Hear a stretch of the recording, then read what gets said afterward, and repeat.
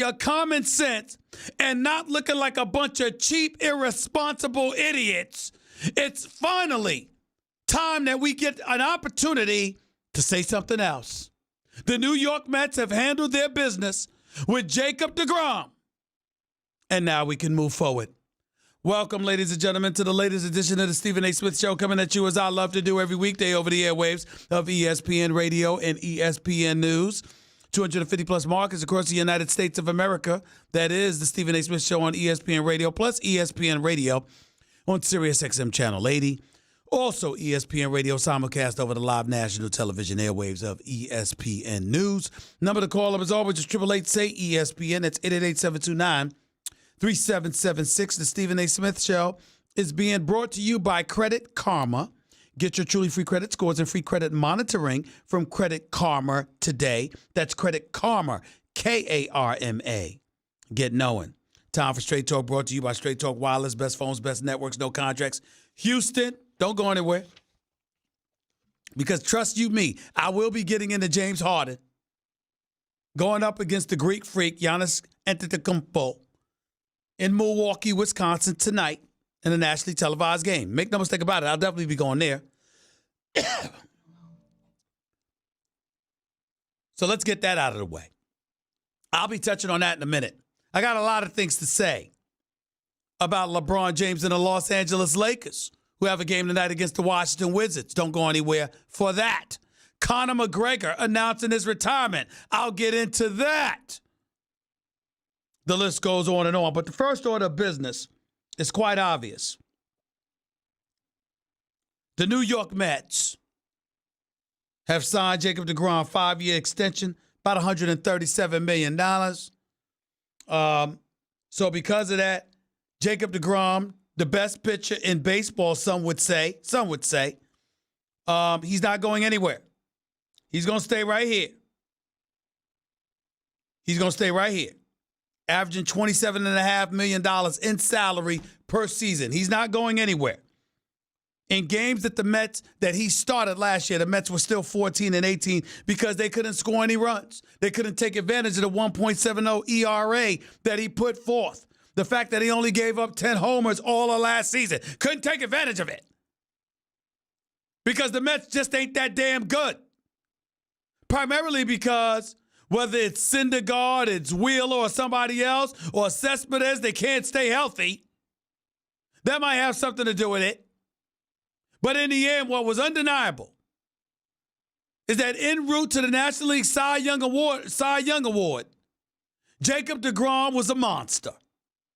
And when Justin Verlander got his 2-year, $66 million deal, when Chris Sale got a deal averaging about $30 million a year, how in the hell were the Mets procrastinating on paying this man? I went off about it yesterday. And whether it was Van Wagenen or somebody else, or whether it was my man Don Juan LaGreca saying Stephen A. Smith finally made sense about something when it came to my Mets because I was going off on them yesterday, the New York Mets handled their business. And they signed the man they had damn well better had made sure they signed in Jacob deGrom, who, by the way, I desperately wanted to be a New York Yankee. I believe if Jacob deGrom was a New York Yankee, New York Yankees would have won the World Series last year. And I'm still upset that the Yankees' definition of an ace is Luis Severino. I would prefer that it's somebody the quality of Jacob deGrom. But that's just me. It's how I feel. You got Giancarlo Stanton, you got Judge, you got Sanchez, you got Hicks. Gregorius ultimately will come back. You got all of these guys. I guess you should be able to do all right. But as far as I'm concerned, when you're a champion, it's not an accident that the Houston Astros and the Boston Red Sox are the last 2 World Series champions. Look at their pitching. Look at their pitching. Whether it's Sale or Porcello or Wright. In Houston's case, whether it was Keuchel or Verlander or the crew, it didn't matter. The fact is, bats win you baseball games in a regular season. Pitching wins you games come championship time. That's the reality of the situation. That's how you got to look at it. And I got to say, the Mets finally did something right. Ranked 28th in the majors in bullpen ERA last year. This man is in your rotation. You certainly don't have a bullpen that you can rely upon. I mean, you might have got Edwin Diaz from Seattle. I get all that. But damn it, I ain't so. You lose deGrom, what are you? You lose deGrom, what do you mean? You got to send a message. You can't have the Yankees across town in the Bronx, less than 10 miles away, and you're stinking up the joint in Queens. By the way, my home borough. I might have been born in the Bronx, right by the D train, but I was raised in Hollis, Queens. I was raised 10 minutes from Shea Stadium before that came crashing down, when Flushing Meadow Park was a place to go and picnic. When folks played tennis, this is before the Arthur Ashe Stadium was put up. I religiously drive on the Grand Central Parkway. Damn it, that's where I go and get my White Castle. Right on Queens Boulevard. It's right by there. I don't want the Mets stink. I don't want you better than the Yankees. But I want you relevant. I want you to matter. I don't want to go over near Citi Field to go to the tennis center. I want to have a reason to go to a Mets game. And oh, by the way, I want it in August. I don't want it in April or May when the season's just beginning, and even though you stink, you're still relevant because the season is too early for us to sit up there and completely write you off. I want to go in late in the summer when the games actually matter. Got little kids out there looking at me while I'm doing my radio show. How y'all doing? Stevie A love the kids. He sure does. He sure does. Anyway, back to the business at hand. Congratulations to the Mets for handling their business. I'm very, very proud that they finally did something right with their useless selves. Now, hopefully, this is a sign of things to come in the future and they start getting things right. So they can actually compete for a pulse in New York City instead of being perpetual has-beens. This is the way to go in that direction. I am pleased. Moving on, there's a big-time basketball game tonight. And it's not the game itself that's so big because Milwaukee is the number one seed in the East, and they're probably going to have that on lockdown. Meanwhile, Houston's the a top 3 seed in the West. They've got 47 wins. Milwaukee has 55 wins. Giannis Antetokounmpo, the Greek Freak, is a leading candidate for league MVP honors, averaging 27, 8, and 8 a game. Houston, led by James Harden, it's got about 47 wins on the season. James Harden's averaging about 36.5 points per game. There are some people that believe this is a tight race, and I guess they're right. For me, it isn't. I'm not saying that they have no right to feel that way. But for me, it isn't. I want to be very, very clear about what I'm about to say. I think the MVP race has already been decided. Maybe Greek Freak would win, and you want to technically say it's going to be close, fine. I'm just telling you, for my eyes, James Harden is the league MVP. And I'm not talking about James Harden being the MVP from last season and the reigning MVP now. I'm talking about James Harden locking up this 2018-2019 season. James Harden is the league MVP. And I'm going to tell you why I feel this way. Ladies and gentlemen, it ain't easy to average 36.5. Otherwise, anybody would do it. Ladies and gentlemen, not only is James Harden average those points, shooting 45% from the field, shooting better than, 32, 33% from three-point range. Let me tell you something about James Harden. Since he dropped 50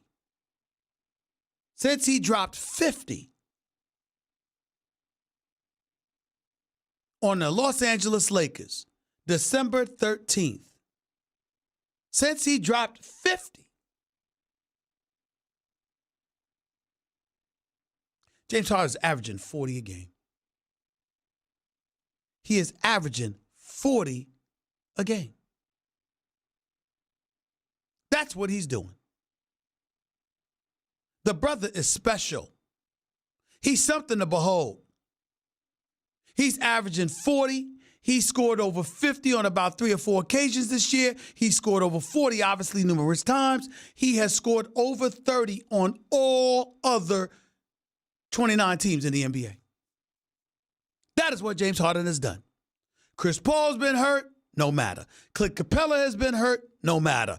Eric Gordon has been hurt, no matter. James Harden has been that kind of brother.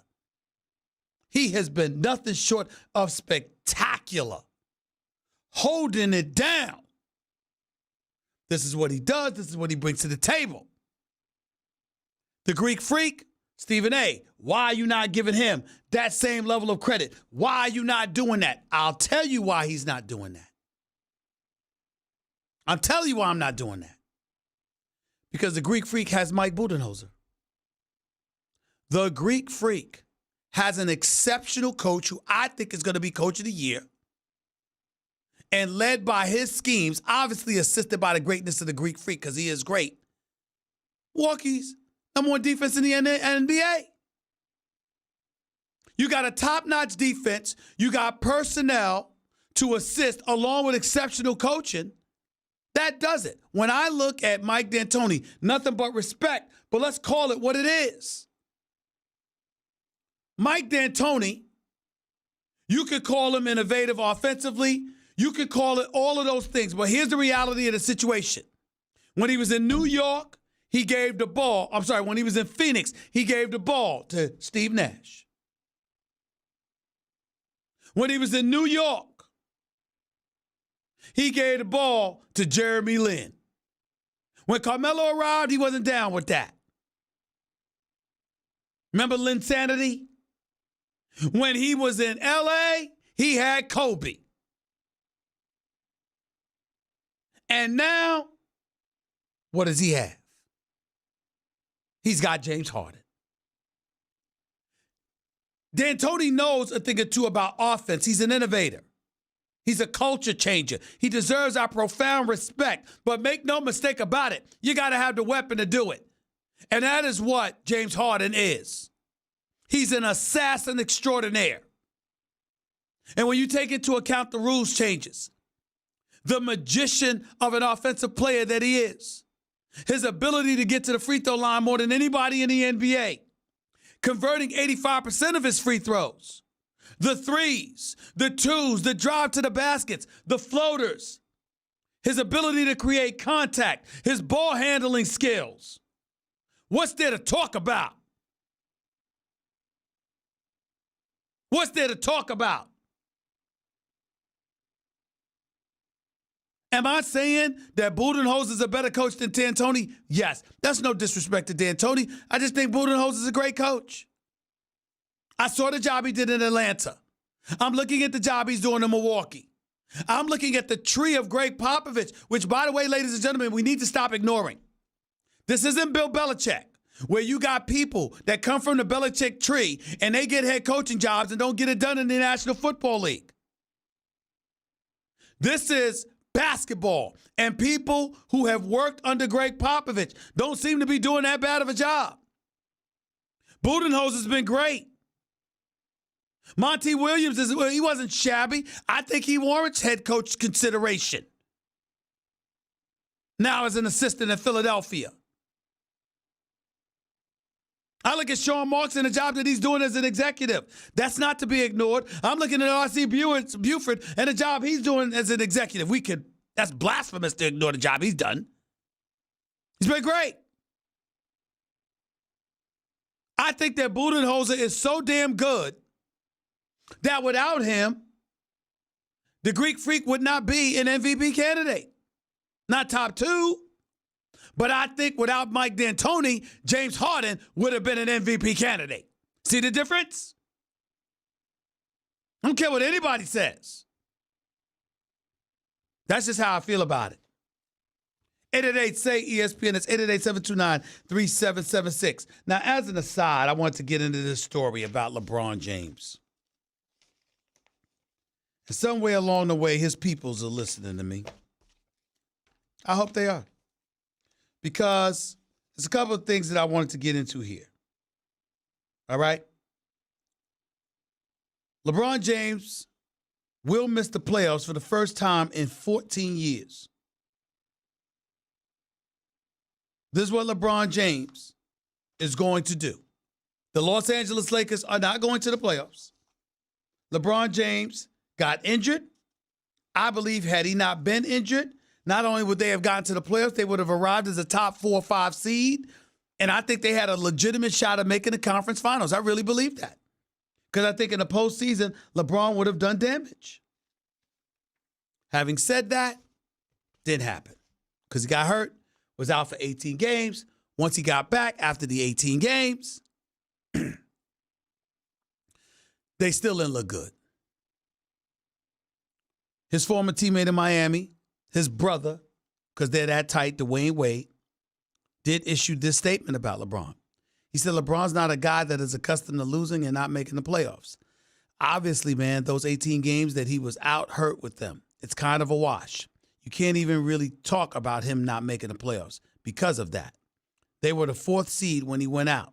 It's unfortunate. Dwayne Wade is absolutely right. And I don't think LeBron James should be judged this year. Contrary, I got to be careful because, I got the people like Jamie Foxx listening and responding to me on Instagram because, my God, I call LeBron out, but I don't call anybody else out. Stephen A., had there been anybody else other than LeBron James, blah, blah, blah. Oh, whatever. LeBron James is complimented and insulated, and dare I say protected, than any superstar I've ever known. I mean, we're damn near close to putting a diaper and a bib on him, for crying out loud. That's how protected LeBron is. I even came to his defense last week when people were getting beside themselves talking all of this nonsense about him. He didn't want to win and all that. Stop. He doesn't deserve that. But I'll tell you what I went off about today. So I don't know whether it was some photo or whatever, but some woman that had worked towards helping LeBron James with his rehabilitation tweeted out before deleting the tweet about working out with him and essentially saying he should have been out for 6 months. I don't have it in front of me, so I'm just paraphrasing. They're essentially saying he should have been out 6 months. Should have been out 6 months. That's what they're trying to say. Here's my point, ladies and gentlemen. Why now? LeBron James got hurt Christmas Day against Golden State. He missed the next 18 games. LeBron James has been back since before the All-Star break. LeBron James has been back for damn near 2 months. Why are we just learning about this now?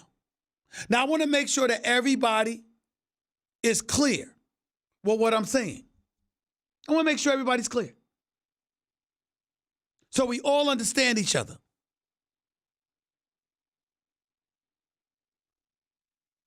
I don't know what happened. I'm not saying that LeBron or his camp or whatever lying, about anything. I don't know. I'm just giving my humble opinion. Ain't no inside information here. I'm just telling you what I feel. I find it a tad bit odd that now that the Lakers season is officially over, essentially eliminated from the playoffs, that means, and LeBron ain't going to the playoffs, that we hear of this news that he shouldn't have been playing for these months, that he should have sat out. Ladies and gentlemen, this to me is tantamount to LeBron losing in the finals and then, getting swept and then coming to the podium. You got to remember, he lost game 1 after dropping like 51 and J.R. Smith had the brain freeze. But then after that, lost games 2, 3, and 4. Got swept in the finals. And then he showed up to the post game with a cast on or whatever it was to show that he had actually gotten hurt since game 1. Well, if you didn't show us that you were hurt in game 1, Why would you feel a need to show it to us once the series was over? In my humble opinion, because we don't want to be, Stephen A. don't feel like being accused of being cruel. I just don't feel like dealing with that today. I want to be nice. Basically, what you're trying to say, in my estimation, is, see, there was a reason, I couldn't do what I normally do, even though you dropped 51. And even though you averaged over 30. Or better yet, it wasn't me. I mean, I did all I could do. These are the kind of things that give fodder to the stories about LeBron James being separate from the team. I didn't say these things. I don't particularly care. What I want is for LeBron to get another superstar because I think one of the greatest, if not the greatest player in the world, belongs in the postseason. And I want to see this man competing for championships. That's my thing. His personal life is his personal business. I'll never get into that. And even if there was something to get into, I wouldn't get into it. But there isn't, because this man is a role model personified. But damn it, can't we talk basketball? If LeBron drops 50, you can ask him a basketball question, and he'll talk about it. If LeBron struggles and looks miserable, well, I'm just trying to be a role model to the kids out there, and I'm just trying to set a shining example. Really? How come we can't just talk basketball? How come we can't talk basketball without it being a federal case that involves some kind of indictment against LeBron James? How come we can't just talk basketball? Why is this news about LeBron James having an injury that should have lasted 6 months and not being able to play? Why is that coming out now? Why? Now? When you're officially eliminated from the playoffs. And everybody's talking about how pathetic the Lakers were over this last half of the season. Why now? Why couldn't you just suck up the losing like the rest of your teammates and go away? Why is there some narrative out about how thankful we should be because look at how he played despite his injury? Why is that there now? I had somebody in LeBron's camp call me lame for going off about this. To their defense, however, they thought I was calling them liars, and they were offended by that, and I apologize for that. I don't recall doing that, but if I did do that, I didn't mean to do that. I was just speaking in jest. I'm not calling anybody a liar like that because it's all people just talking. But I stand by my question. What's the big deal? Why we got to know about all of this now? You get eliminated from the playoffs, everybody else got to suck it up. But whether it's the cast 1 year or now it's some footage of him training and how injured he was and how he shouldn't have been back, how we should be so grateful that he played through the injury. There's always something. There's always something.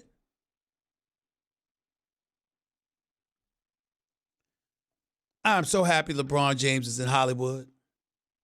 I'm so happy he's got his shows. I'm so happy that he wants to be a media mogul. Because he belongs up in here. Because no one is more fixated on controlling the narrative than him. No one. If that's an insult, damn it, so be it. I don't think it's a crime to say that. But that's just me. 888-SAY-ESPN. That's 888-729-3776. You are listening live to the Stephen A. Smith Show, ESPN Radio, ESPN News. That was Straight Talk Wireless, nationwide coverage on America's largest and most dependable 4G LTE networks. By the way, when you're hiring, you don't want to waste time sorting through dozens of irrelevant resumes, do you? You want an efficient way to get to a short list of qualified candidates. That's why you need Indeed.com. Post a job in minutes. Set up screening questions based on your job requirements, then zero in on qualified candidates using it.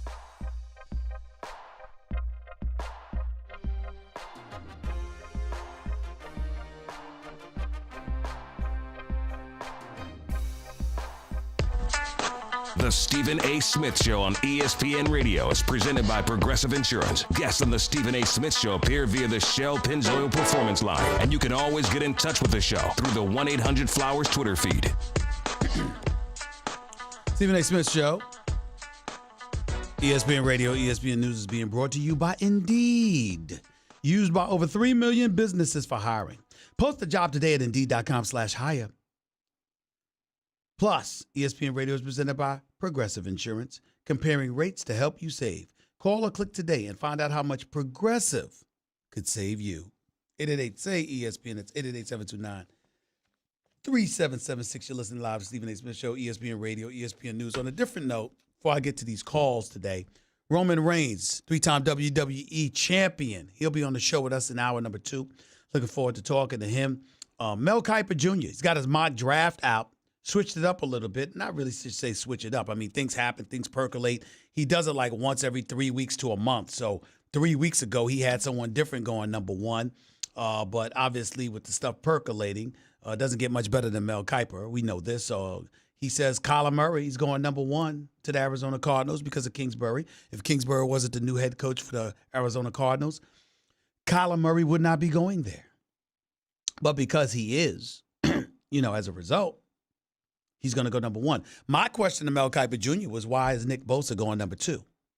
Now, let me be very, very clear about what I'm about to say. Nick Bosa can ball. I get that. Nick Bosa is the real deal. I understand it. I'm not questioning his skill set at all. I'm basically questioning the wisdom of taking a defensive end with the number 2 overall pick after what we saw Tom Brady do to his brother in the AFC Divisional Playoff game when the Chargers visited Foxborough. And the reason why is if you go to NFL Films, for example, and you're watching the re-air of the Chargers versus the Patriots, you heard Joey Bosa saying to Tom Brady, could you please stop getting rid of the ball so damn quick? I mean, I'm useless out here, basically, with what he was saying. And I know everybody's not Tom Brady, which Mel Kiper Jr. astutely, reminded me of this morning, breaking it down the way that only he can. My position is simple. I'm not saying that you don't have these stout individuals that deserve to be picked. But to me, even though getting at the quarterback is paramount and pivotal, if you have teams that find the ability to emulate Tom Brady and Bill Belichick's ability to get the ball out of their hands inside of 2.5 to 2 seconds, then how much can a defensive end do for you? And if that's a question mark, why would I take it with the number 2 overall pick? I saw it as much as important as it is to get pressure on a quarterback. I'm just of that mindset. Again, I'm not trying to say you don't value him, that you don't understand that he's an elite athlete and he could do some things for you. I'm saying I'm trying to get a quarterback. I'm trying to get a cornerback to shut down one side of the field if I can find an elite cornerback out there. You could talk about getting to the quarterback. I could talk about a wide receiver like DK Metcalf out of Ole Miss, who's predicted to go number 12 to the Packers, according to Mel Kiper Jr.'s mock draft. I'm thinking about all of those things. Again, you got an edge rusher. That's valuable, particularly if you're a dual threat because you can get to the quarterback, plus you're stout against the run. I understand it, but I'm just making the argument that if you are a quarterback, directing an offensive system that enables you to get rid of the football relatively quickly, how valuable are those defensive ends going to be for you? That's my only question mark. I wanted Mel to answer it, and he did. So I totally understand. 888-SAY-ESPN. Let's get to the phones. Let's go to Advon. You're live with Stephen A. What's up? Hey, what's going on, Stephen? Talk to me, man. I got to let you know you're tripping today. Go ahead. I remember you were talking about how James Harden, and I call him James Harden because I've been watching him for a minute. Brother plays no D, so I take the D out of his name. Okay. I appreciate the explanation because I didn't know what the hell you were talking about, but I understand. Go ahead. Okay. Now, when you're saying he's a special talent, now I don't understand what classifies as a special talent because from what I see, from the games that I watch, the brother travels. Steph Curry tries to do the same. Stop right there. We're not having that discussion. You're not going to waste time over airwaves on my radio show talking about whether or not he travels. If the referees don't call it, damn it, that's it. The fact of the matter is he's averaging 36.5 a game. So he ain't traveling all the damn time. Okay? Don't give me that argument. Now, if you want to dissect this game in a different way about something we could actually debate about, that's fine. But what we're not going to do is get into a debate as to whether or not James Harden travels when he's averaging 36.5 a game. And he's the reigning league MVP. That's just stupid. We're not doing that. So I'm advising you right now to come up with a different argument to make your point, not the part about him traveling. Okay. I still want to hear kind of what makes a special talent, because what I see is that rules are now being let me ask you a question. Let me ask you on the free throw line. Let me ask you a rhetorical question. Do you know anybody else averaging 36 and a half a game? No. Do you know anybody that's averaging 40 over the last 45 games or so? No. Do you know anybody that gets to the free throw line more than him? And that's what I wanted to talk about, getting to the free throw line. You're talking about LBJ being the most protected player in the NBA, comparing him to James Harden. Oh, no. Hold on. Do you think time out. Do you think LeBron James is as skilled and gifted at drawing fouls as James Harden? Or are you basically saying, can he act as good as James Harden? Hold on, wait a minute. James Harden looks at the rule book. There are plenty of instances where we look at the rules, for example, and we're disgusted by the officiating emanating down from the league office as it pertains to the calls that they would make. But clearly James Harden knows what the rules are because he utilizes it to his advantage better than anybody. But that makes him a special talent. Yes, then. Is that what you're telling me? Yes, you're saying it makes him a special talent? Yes. Because what part are you not understanding? There are rules that come along with a game. Bill Belichick is considered a genius because of how he uses the rules in the NFL to his advantage better than any other coach. If you know how to use the rules to the game, that matters. If you're not cheating, you're not trying, right? So hold on. You implying that James Harden is cheating when he's shooting those threes, or he's dancing around cats, or he's getting into the hole and shooting floaters? That's cheating? No, that's not cheating. I was working just from the Bill Belichick statement saying he's a great coach, whoever. Advon. He's averaging 36 and a half, bro. Not 16. 36. 36 points a game.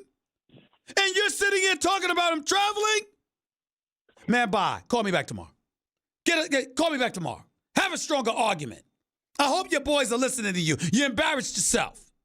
It's ridiculous. It's ridiculous. Chris, go ahead. You're live. Hey, to the previous caller about anybody that gets to the line more than James Harden, I would have to say Lou Williams from the Clippers. That's true. He's up there. He doesn't get to the line officially more, but you know, he's not a start. He's coming off the bench. But Lou Williams is a good choice. He's special as well, no doubt. But yeah, I wanted to talk about the Lakers head coaching position potentially being open. I was wondering, what did you think about Coach Jay Wright from Villanova coming instead of Jason Kidd or Mark Jackson? Mark Jackson, I don't think would be a good fit because of the way he just alienated the front office in Golden State. I believe that's why he is. That's exactly why. That's exactly why. He's had some problems getting another job. There's no denying that. But go ahead. Yeah, that's my spill right there. I'm gonna go ahead and hang up and let you get back to your show. Well, I would tell you this: you can't. As much as I love Jay Wright, because Jay Wright's a fantastic choice, because I think Jay Wright is a big time coach. I know Villanova got blown out in the NCAA tournament, but damn it, they won a couple of national titles in the previous 3 years. Jay Wright has established that as a national program. He's something special. But I would like to see Jay Wright on the NBA level. I think he's got those kind of skill sets as a coach to be a major player on that level. But I don't think you can ignore Ty Lue, because Ty Lue is a champion. Ty Lue went to 3 straight NBA finals. Ty Lue made adjustments from the regular season to the postseason in terms of his coaching and how to utilize LeBron and the other players in different ways. He is not scared to hold LeBron James accountable. If you recall, he got on LeBron James' face during that Game 7 when they beat Golden State, because as good as LeBron James was playing, Ty Lue said, you need to play better. You're not playing good enough, and you're not playing hard enough. And LeBron was incredibly offended by that. But Ty Lue called him out because he knows what LeBron is capable of and saw that LeBron James wasn't giving it to him. So all of those things are incredibly important. The Damon Jones, who was a shooter and became LeBron's shooting coach and is still his boy to this very day, and the rest of that staff, they all deserve a lot of credit, man. They all do. I like Jason Kidd. And I don't think that Jason Kidd is somebody that should be blackballed from coaching. But I do believe that Jason Kidd is not necessarily the right guy for the Lakers job. I'm saying the Lakers job. I don't know if Jay Kidd is the right guy for that job. But I do think that Jay Kidd should be a coach of the NBA again someday. Because I think he got hosed in Milwaukee. But we can't say that because Budenholzer, his successor, is doing such a wonderful job. His Brooklyn job was pretty bad, though. Well, it wasn't, no. The first year was kind of good, but he had some of those issues similar to what Mark Jackson had because Jason Kidd wants control all the time, and that was problematic. And so everything snowballed from there, but it wasn't because of his basketball acumen or lack thereof. It was because of other issues. But I got to get on out of here, man. I appreciate the call. Thank you so much. 888-SAY-ESPN. You're listening live to Stephen A. ESPN Radio, ESPN News. If you missed any of my opening segment today, go check it out on demand in the Stephen A. Smith podcast. Brought to you by Capital One Saver Card. Earn 4% cash back on dining and entertainment, 2% at grocery stores, and 1% on all other purchases. Hey, what's in your wallet? Also, if you haven't tried the delicious high-quality meat from Butcher Box, guess what? You're going to be blown away. From grass-fed beef to free-range organic chicken to wild-caught sockeye salmon from Bristol Bay, Alaska, Butcher Box has over 20 different cuts of meat to choose from. All raised humanely with no antibiotics or hormones ever. With free shipping, you can get a month's worth of the best tasting meat. You got to be kidding me. This is unbelievable that Tom Izzo even was subjected to the point of having to explain himself is an embarrassment to America. What the hell is wrong with y'all? So what? He yelled. Get over it. He's holding them accountable. Something's wrong with this country. Something is wrong with this country. It's becoming a national embarrassment. Some of the stuff that we cause headlines for. It's becoming a national embarrassment. That this man, a coach, has to explain why he yelled. Oh, thank God John Chaney's retired. Thank God John Thompson's or Nolan Richardson's retired. Don't get me started with Bobby Knight, who was a bit excessive, no doubt. Y'all got to be kidding me. Oh, by the way, Roy Williams, did you know that you were committing a crime according to these folks out here? Roy Williams from North Carolina? He yells all the time. Come on! Really?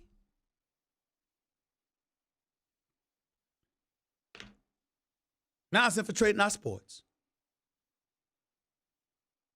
I mean, why don't you just ask us all to put on diapers? Why don't we just get it over with? John, get rid of your pants. Wear diapers. Put on diapers. That's what you're asking us to do? Just put on diapers now. It's all over. It's all over.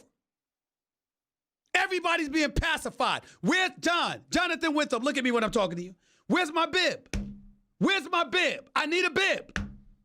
That's the damn world we're living in. He yelled at his player. Didn't put his hands on him, didn't hit him, nothing. He yelled at his player. Bib and diapers. At this rate, that's what we're gonna ask. That's what we're gonna ask these players to wear. It's a damn shame. It really is. It's embarrassing.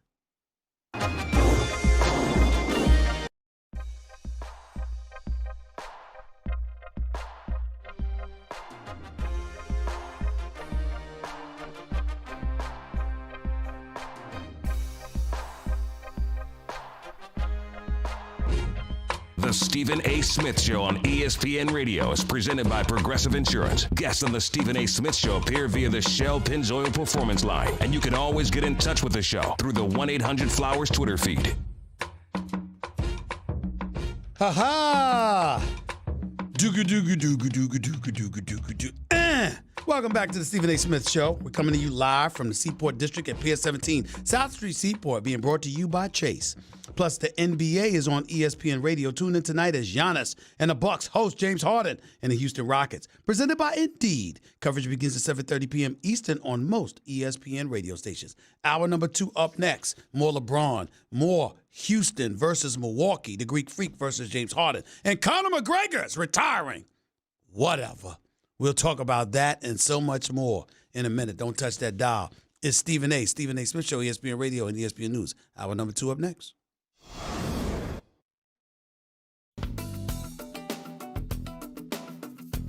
Whether you're from Cherry Hill, Atlantic City. The Stephen A. Smith Show starts right. As well, plus ESPN Radio.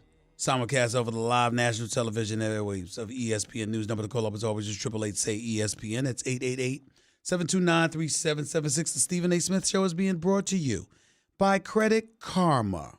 Get your truly free credit scores and free credit monitoring from Credit Karma today. That's Credit Karma, K-A-R-M-A. Get knowing.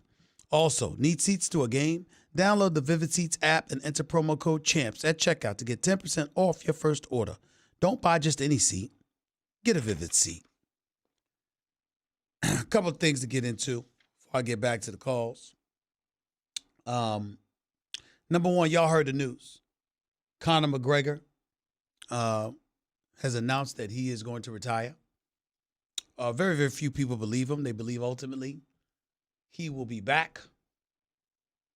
Here's my belief. He should go ahead and stay retired. Conor McGregor is box office. Conor McGregor is a superstar attraction. Conor McGregor is all of those things. I'm not taking any of that away from him. Let me tell you what also cannot be denied. Conor McGregor doesn't want it anymore. He got $100 million to fight Floyd Money Mayweather. Okay? That's what he got. He got a boatload of money to fight Khabib Nurmagomedov. He got TKO'd by Floyd. He got mortificated by Nurmagomedov. Fight got stopped in the fourth, almost got stopped in the second round. Nurmagomedov wasn't playing, man. And Conor is big-time marketing. He's something special. There is no doubt about it. But Nurmagomedov is no joke. He's undefeated. He's a monster. Now, for me, when I watch Conor McGregor, the last time I saw Conor McGregor win was when he knocked out Eddie Alvarez, I believe, at Madison Square Garden, September 27th. He said, "Hey, guys, quick announcement. I've decided to retire from the sport formerly known as mixed martial art today. I wish all my old colleagues well going forward in competition. I now join my former partners on this venture already in retirement. Proper pina coladas on, my fellas." Me fellas. Conor McGregor's made a lot of money. He got comfortable. And a legitimate question exists as to whether or not he really, really wants it. And the reality is that Conor McGregor, over the last several years, has made noise about everything but winning. Everything but winning. And to me, you know something? People could say folks got tired of his act. People could say that. People could definitely say that. I get it. I understand it. But let me tell you something right now. It only matters if you're winning. It only matters if you're winning. When you're losing, the reality is that you shouldn't be celebrated as much. When Conor McGregor went into the ring against Floyd, he was a champion. And by the way, as far as I'm concerned, he's still one of the best. He's special. But at some point in time, it can't be about you getting arrested because you grabbed somebody's cell phone and stomped it into the ground. It can't be about you getting arrested and showing up in court because you threw a dolly at a bus after flying all the way from Ireland because you were ticked off at how one of the fighters, which I think Nurmagomedov was one of them, called out your friend, and you were offended by how he was treated, knowing that Nurmagomedov couldn't get off the bus to fight you because he had to have a fight that weekend. And you ultimately saw what he did when he went into the octagon against you. At some point in time, it's got to be about you winning again. I love Conor McGregor. He's a salesman. I was there when he fought Floyd Money Mayweather. I was there when he fought in the Mega Medal. I was ringside. And it's two of the most exciting events I've ever seen. And Conor McGregor's box office. But you got to be about winning. You got to be about winning. It can't just be about being a salesman. At some point in time, you got to remind people why you became relevant to begin with. You got to remind folks that you're so special of a talent that it couldn't be ignored. That's what you got to remind people of. And I think along the way, because Conor has made so much money, he's chilling. Life is better. I was there when he beat Eddie Alvarez. I mean, beat him to a pulp. Eddie Alvarez came out there with that Rocky music. And Conor McGregor put something on him, man. It was something special to behold. But that was a long time ago. And if you're not going to be out there trying to take folks out in the octagon, all right, go ahead and retire. Spend that money. You deserve it, man. Wonderful family. Wonderful everything. You did great for the sport. You don't owe anybody anything if you're retired. But if you're going to stay in the sport, then it's got to be about winning and reminding people you're a champion.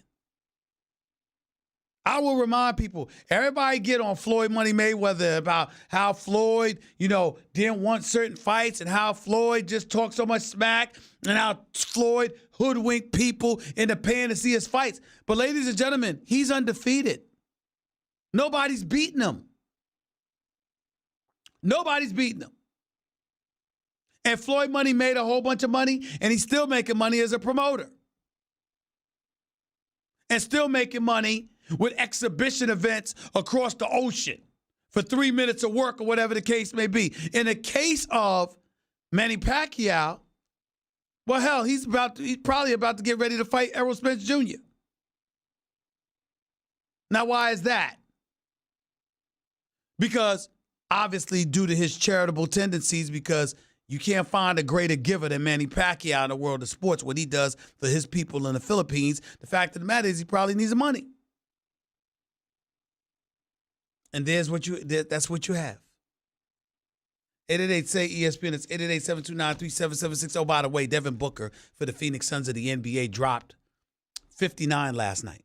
I just got a simple question. How you score 59 points and y'all lose by 30? You know how bad the Phoenix Suns have to be? He dropped 59 points and they lost by 30. Because the Phoenix Suns are just not a really good organization right now. It doesn't matter what individual talent they acquire. In the end, they don't have a team. And they've regressed over the last 3 years in the legitimate argument as to what is it they are truly building there. Because it ain't that damn impressive. It really isn't. And oh, by the way, sticking with the NBA, we've heard Brad Stevens speak up about how Kyrie Irving and the Boston Celtics are right with the things that they're saying, but the situation is what it is, and now they got to get going. For some strange, odd reason, I still have not given up on the Boston Celtics. I still think they could win a first-round series. I still think they could beat Milwaukee in the second round. And I still think they'd have a shot against Toronto or Philadelphia in the conference finals. I don't know why, but I still feel that way. I haven't given up on the Boston Celtics, even though they've given me every reason to give up on them. We'll see. Bobby, you're live with Stephen A. What's up? Hey, what's going on, man? Talk to me. What's up? Listen, I think the thing with LeBron is you don't want to push it. LeBron has always done what LeBron wants to do. He left, went to Miami, got his rings, went back to Cleveland, left there, go to LA. LeBron is only looking out for LeBron. He don't care about anymore. He's done. He went to LA to make movies, to be a producer. The guy's a genius. Let's not argue that. Great, one of the best ever. But you have to look at he's he's trying to protect his legacy now. Oh, the groin thing comes out. And now it looks like, he was hurt, he shouldn't have played, and that's why they had such a bad year. He's trying to protect the last few years of his career. Because I'm going to tell you something. I don't think anybody big is going to play with him for the next couple of years.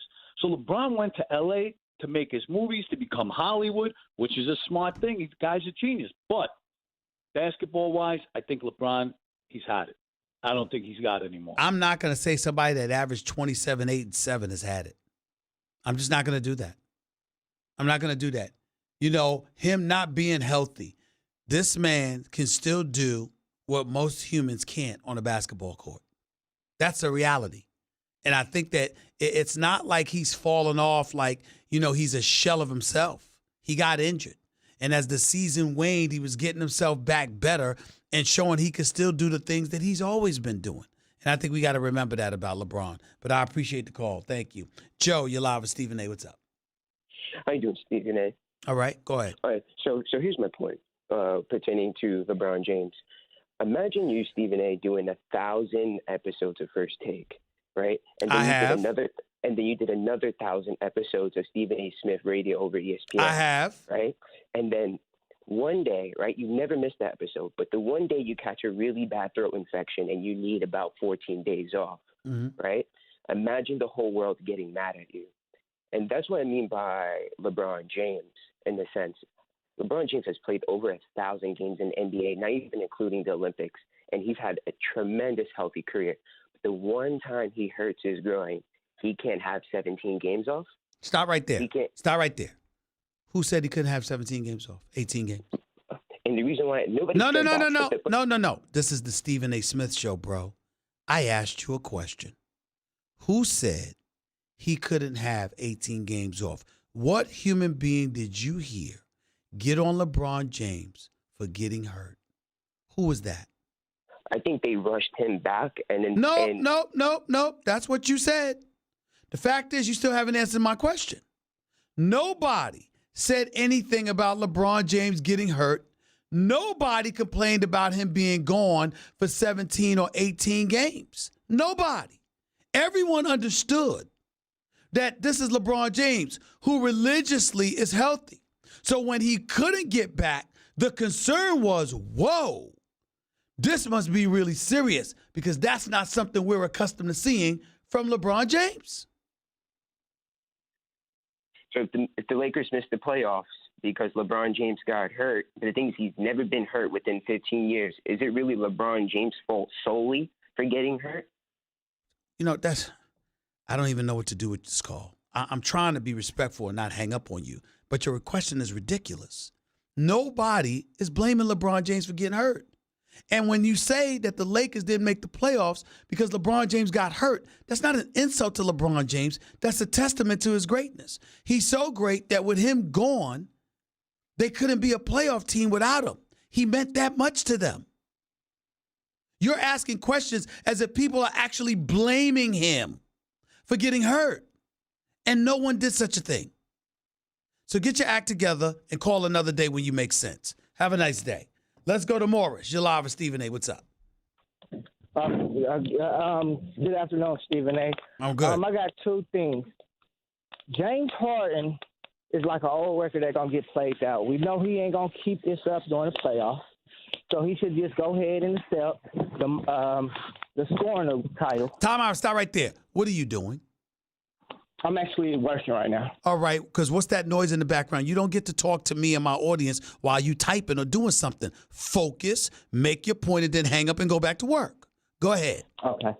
So my point is James Harden should get the scoring title. And my second one is ain't no one talking about the Atlanta Hawks. We got good draft picks. We got a young team. And all we need is a top free agent. The Atlanta Hawks? The Atlanta Hawks? Yes, sir. So we're having a conversation about playoff basketball, and you bring up the Atlanta Hawks. No, because everyone's saying that that KD and my man, and Kyrie go to have New a nice York. day. Goodbye. I told y'all. This guy's calling up, ladies and gentlemen, typing while he's talking on the phone. John, did you hear him typing? You hear the man typing on his phone? See, I don't play that. The hell you think you're doing? If you working, then you shouldn't call me. Ain't nothing wrong with you listening without calling.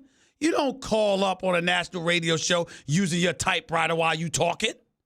No, I'm not having that. No. Sorry. Bye. Let's go to Jamin. You're live with Stephen A. What's up? Hey, Mr. Smith. How you doing, buddy? I'm all right. Talk to me. Hey, I want to talk to you about the NCAA tournament. I haven't really been talking about today on your show, but it's been one of your points that you made about North Carolina winning against Duke was because of their three-point shooting and their free throw shooting, correct? Well, I said the Duke's three-point shooting and free throw shooting would be a hindrance. It wasn't so much about what Carolina would do. It's about what Duke wouldn't do. But go ahead. I understand. Okay, so one of the things that you perpetually said about the sport of basketball being a team sport is that one person can make a difference more than any other sport. More than any other sport, yes. But in most instances, one is not enough. But go ahead. Gotcha. So other than the three-point shooting and the free throw shooting, I believe that Duke and North Carolina are pretty evenly matched because in their last two games, there was a 1-point difference, with the last one being. Well, first of all, let me tell you why your call bores me. Because when it comes to Duke and North Carolina, it doesn't matter what the scenario is. I'm breaking down this year's roadblocks to prosperity. But the fact of the matter is that historically, with the exception of Doherty coaching the North Carolina Tar Heels, practically every other time Duke, when Coach K was out sick, not so much. When Doherty was coaching the Tar Heels for a short period of time before Roy Williams came and took over, that was a problem. Outside of those two times, every time Duke and North Carolina has gone against one another, it's come down to the wire. So you don't believe that the presence of Zion is going to overcome the fact I think it that could. they don't have I think it could, but for the purposes of my bracket, I picked North Carolina. I think North Carolina can take them. I think they can. Duke can beat anybody with Zion, but I think North Carolina could take them. And I'm just of the belief and of the mindset when I look at Carolina and what they bring to the table, I'm just of the belief that in NCAA competition, they could get it done. I really, really believe that. Gotcha. Thank you. Take it easy. Appreciate the call. Let's go to Chris. You're live with Stephen A. What's up, Chris? Hey, how you? Hey, man, long time, man. I'm calling.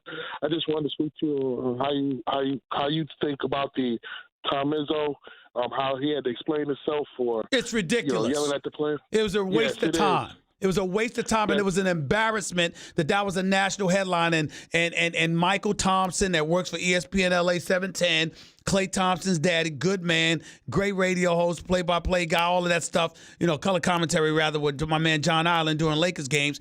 He and I adamantly disagree on this issue. They're yelling and all of this stuff isn't necessary. Well, so what? John Chaney yelled. John Thompson yelled. Now, Bobby Knight might have been more excessive. Allen Iverson once said his name wasn't even Allen Iverson. It wasn't the answer with John Thompson. It was MFer. That's what John Thompson constantly called him. But it was tough love. I mean, please, give me a break. The fact that you raise your voice is just ridiculous. I agree as well, sir. My thing, though, is back in those days, we didn't have social media. If you got yelled at, that time, that moment passed, it was over with. Mm-hmm. Nowadays, you got social media where that same moment is getting played over and over and over again. That player could and still have to live that. So what? Well, we can't be harder than that? We got to be so damn soft? I mean, what are we going to do, put diapers on everybody now? That's true. I'm telling you right now, I'm going to invest in some Cottonelle tissue stock. I'm trying to tell you. That's how soft we become. That's how soft we become. It's ridiculous. So what? Tom Izzo did nothing wrong. He yelled at the guy. He got in his face. So what? He's questioned your effort. And he explained it afterwards. He said, man, the my bads are over. And this is one and done time. We ain't got no time for my bad. Get your behind back on defense. Hustle. What's the problem? That's true. I just think that social media has made this generation soft, made this generation be so conscious. Well, you know what? Here's my thing, Chris. I get what you're saying, and you might be right. But you know something, Chris? I bet you social media ain't make you soft. You ain't in your grave. You still alive and breathing and kicking. You soft? No, sir. I'm not soft. Social media is available. Hell with that. It's disgusting. It's disgusting as it can be sometimes. As annoying as it can be. I'm not going to blame social media. The hell with all of that. And listen, if anything, I'll tell you who you can blame more than social media. Are you ready for this? Yes, I am. Oprah. How about that? Oprah. And I love the queen. Oprah. But my God, everything required an explanation. She had a different doctor on for every single damn problem you had. You couldn't just be wrong. And don't get us started with, spanking your kids. Now, ain't nobody telling you to go Adrian Peterson or nothing like that. But I mean, damn. It's like a federal case if you decided to spank your kids. But I wish somebody would say something to me. I wish somebody would. I wish somebody say something to me about spanking mine, because I'm going to take it to him. How about it? How about that? Now, I ain't advocating nothing extreme. Don't get me wrong. But a slap on the backside, you're damn right. And so what? It's my child. I'm the parent. Who the hell you think you are? I mean, this is. I call it the Oprah society we live in. We too damn soft. That's true. Too damn soft. Ain't social media. Oprah was there before social media. This Oprah 5 world we living in. I love Dr. Phil. And I love her friend Gail, who does an exceptional job on CBS. And I love me some Oprah, the queen. But on that issue, I completely and categorically disagree. We too damn soft. Ain't social media. There was a problem before social media came along. I got to bounce, Chris. Appreciate the call, man. 888-SAY-ESPN. That's 888-729-3776. The great Roman Reigns, WWE 3-time champion. He'll be on the show with us next, so don't touch that dial. It's the Stephen A. Smith Show, ESPN Radio, ESPN News, by the way. If you haven't tried the delicious, high-quality meat from Butcher Box, I got news for you. You're going to be blown away. Butcher Box brings you meat the way it's meant to be, so you can get all of the benefits you're supposed to get. Unbelievable flavor and unparalleled nutrition. They work closely with the best farms and companies committed to raising animals humanely. From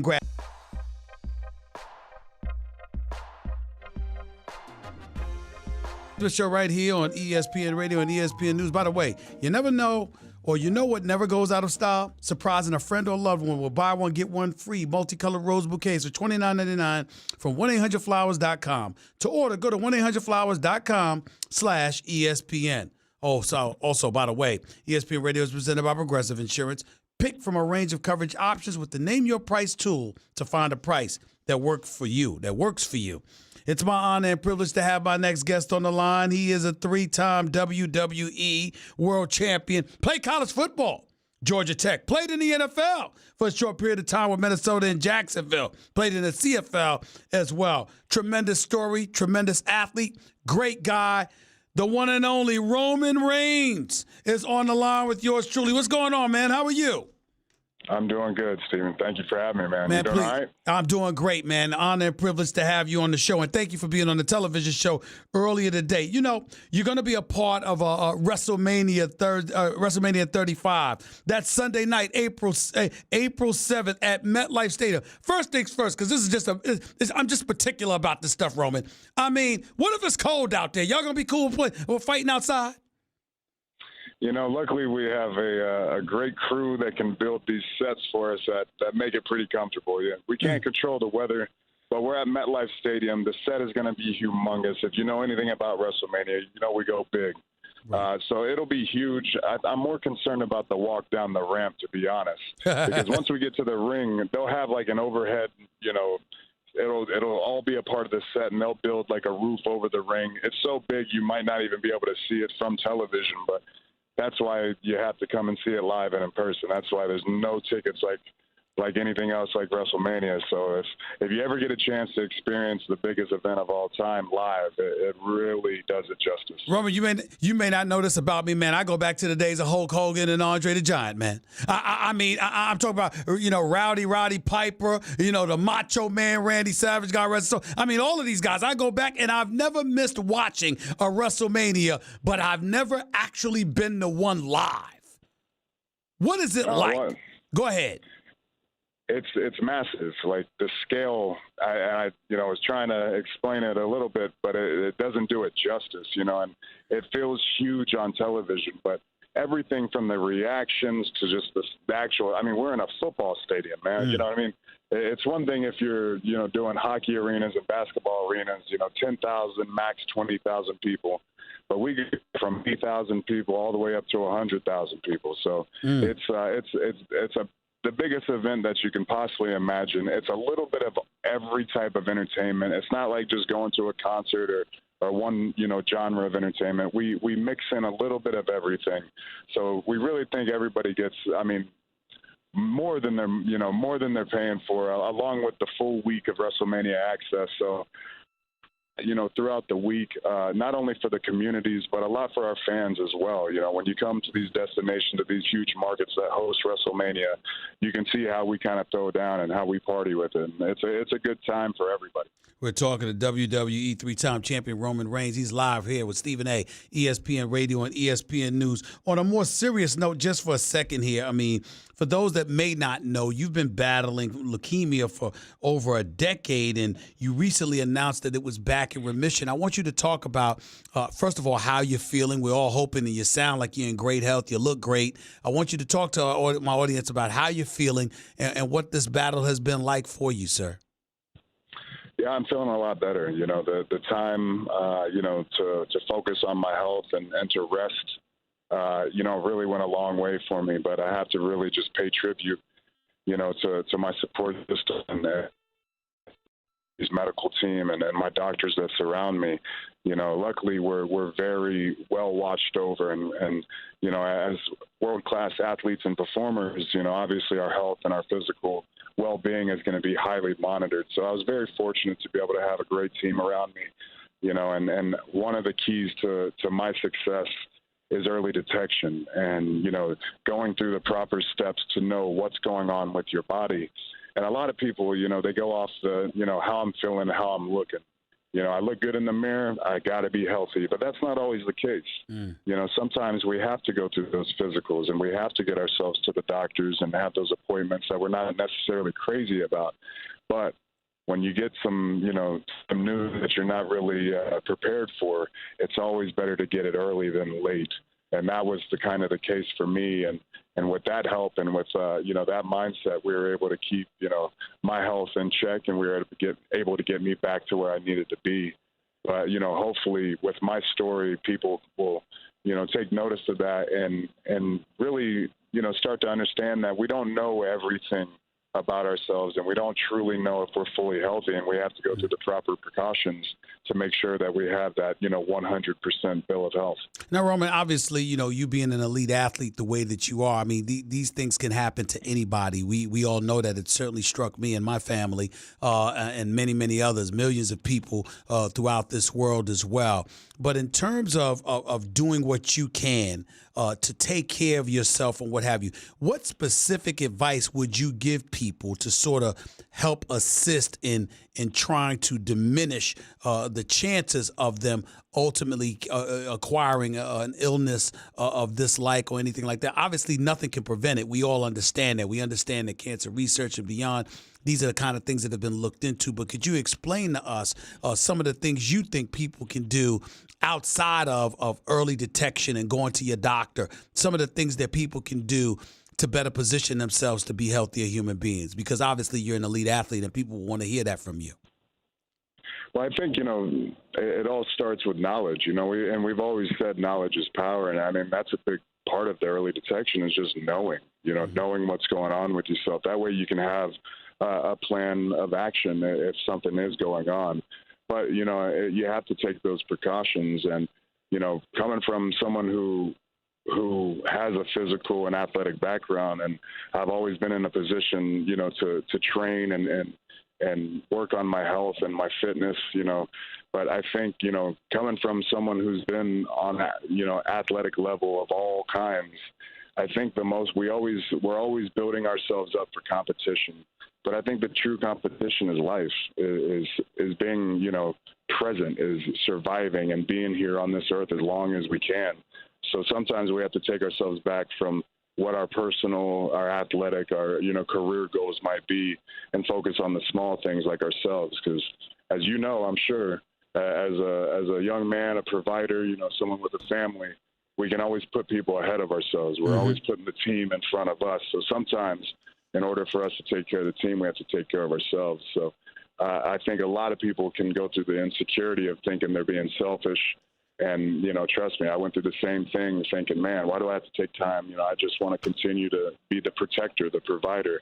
But if you aren't protected and you can't provide for yourself, you can't do the same for others. So I think, with that mindset and just, helping our ignorance to the condition and just educating ourselves, it's going to make us all smarter, and far more prepared for, a bad occurrence or a rough situation or, a set of adversity or anything that knocks us down. The great Roman Reigns right here with Stephen A., ESPN Radio, ESPN News. Before I let you get on out of here, let me transition to another subject about WrestleMania Thursday 35. I think for the first time in history, females are going to be a part of the main event. How big of a deal is this in your estimation, and how much are you looking forward to it? It's huge. And this is something, the women's revolution, the women's evolution, it's been just that.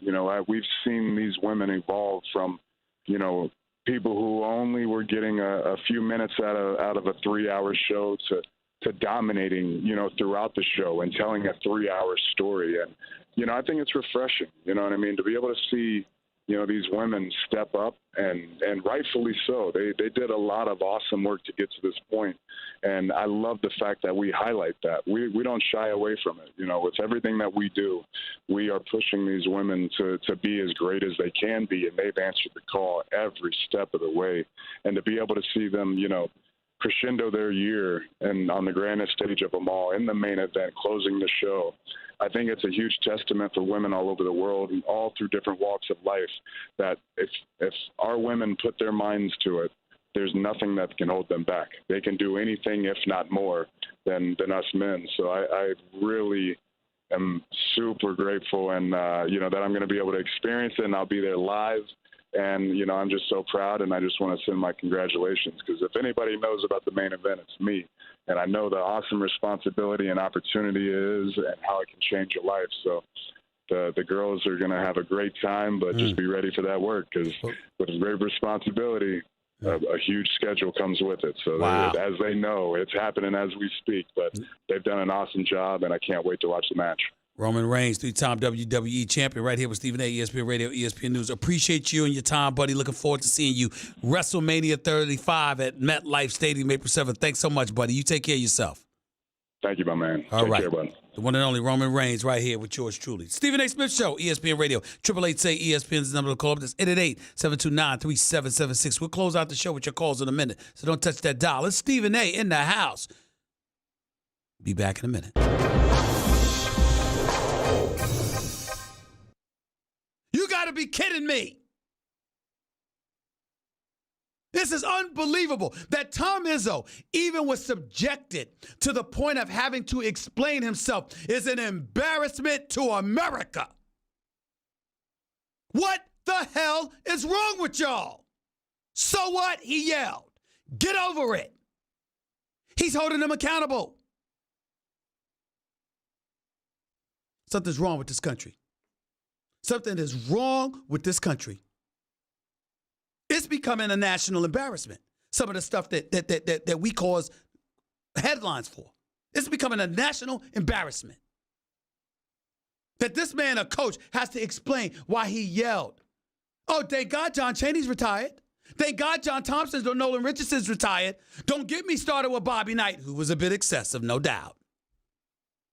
Y'all got to be kidding me. Oh, by the way, Roy Williams, did you know that you were committing a crime according to these folks out here? Roy Williams from North Carolina? He yells all the time. Come on! Really?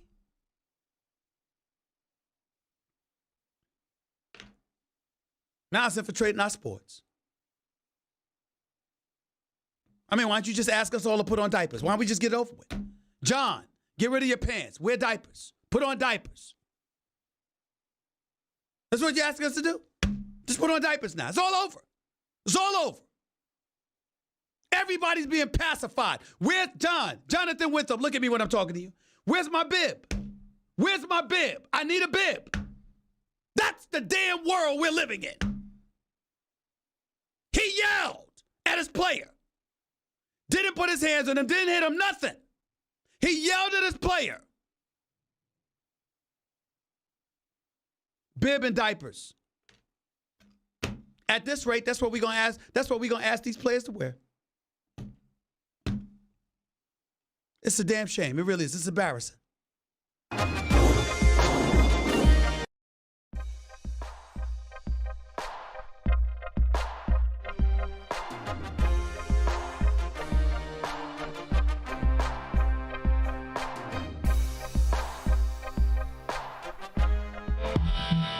The Stephen A. Smith Show on ESPN Radio is presented by Progressive Insurance. Guests on the Stephen A. Smith Show appear via the Shell Pennzoil Performance Line, and you can always get in touch with the show through the 1-800-Flowers Twitter feed. As the new season gets underway, the TuneIn app has every baseball fan covered. Every baseball fan covered from the opening day to the World Series. Listen to your favorite team with live calls for every MLB game with TuneIn Premium, your all-in-one audio app. TuneIn brings together not only MLB coverage, but other live sports, music, news, and podcasts, including all of your favorite ESPN radio podcasts, like the Stephen A. Smith Show, of course. Download the TuneIn app and begin your free 30-day trial of TuneIn Premium today. Also, if you missed any of the show today, go check it out on demand in the Stephen A. Smith podcast, brought to you by the Capital One Saver Card. Earn 4% cash back on dining and entertainment, 2% at grocery stores, and 1% on all other purchases. Hey, what's in your wallet? Plus, get triple action protection, excuse me, for optimal engine performance with Shell V-Power Nitro, plus premium gasoline. To the phones we go until we get on out of here for the day. Let's go to Jay. You're live with Stephen A. Real quick, go ahead. Hey, what's up, Stephen A? Yes, what's up? Go ahead, real quick, buddy. Hi. Hey, yeah. First of all, what you think about Jason Kidd going there, now knowing that LeBron, they saying that he don't want to be coach, and I don't think it's going to be him. To Spoelstra. I don't think it's going to be him. I think Ty Lue or somebody else would have a better shot at getting the job than Jason Kidd. At least that's what the Lakers have told me. How honest they are remains to be seen, but that's what they've been telling me. Okay, one more thing about the Celtics. People is complaining. I don't understand that, and I agree with you with they need to give less time to Gordon Hayward. I understand that, but the thing, what I'm saying is the Celtics know how to play in playoffs. And people putting them down like they're not going to do anything in the playoffs. Because they've been struggling. I got to go. We could talk about it more tomorrow, but they've been struggling miserably. Too many losing streaks, and they're not together as a team. Everybody knows that they have the talent, but you got to be together, like-minded. The agenda has to be the same, and they're not all on the same page right now. That's the bottom line. Lucas, you're live with Stephen A. Real quick, Lucas, go ahead. Die-hard Laker fan. No matter what the Lakers do, I just don't see LeBron James making it to any more NBA finals or even winning any more championships within the next 3 years. What would the narrative be of his greatness if that ends up being the case? Here's the interesting part to answer that question. I think when LeBron James' career is over, we will unquestionably discuss him as one of the greatest players we've ever seen in our lifetime.